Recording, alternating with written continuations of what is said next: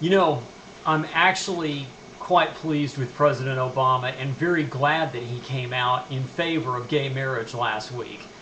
But not because you think. You see, one of my biggest frustrations with this year in politics so far has been the way that all the Republican candidates have had to sit across the table at some point this spring, from everybody from Chris Matthews to Pierce Morgan to Pierce Brosnan and everybody in between, and defend for them their position against gay marriage. Like some seventh grader sitting in the principal's office trying to explain why they called some other kid a bad name, for crying out loud.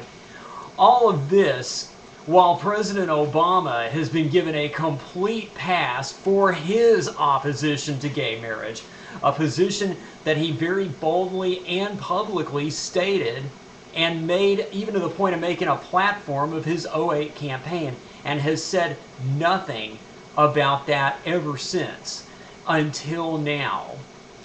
And finally, now that he has come forward to the American people with his evolved and new and improved position on this, Mitt Romney took that same occasion to reaffirm his position against gay marriage and in favor of one man, one woman.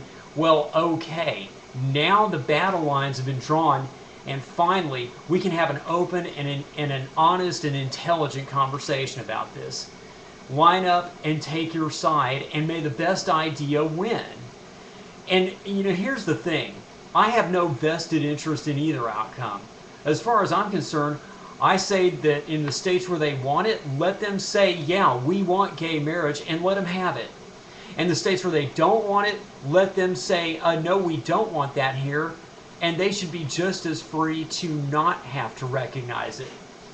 You see, the difference between moderates and ideology-driven people, and when I say moderates, I include real-world conservatives, centrists, independents, Ron Paul people, and even center-left. The thing that separates us from you extremists on either side, quite frankly, is we're not interested in either outcome winning out over the other. And on gay marriage, I'm just fine. If it wins the day, I'm quite comfortable with that. I don't think it's going to send the country off the cliff. On the other hand, if it doesn't win out, I'm just as fine with that as well.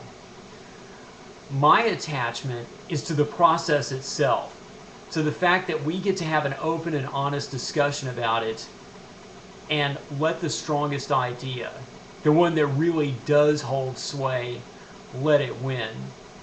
Now, even as I say that, I do happen to think that over time, more and more states will come to sanction gay marriage.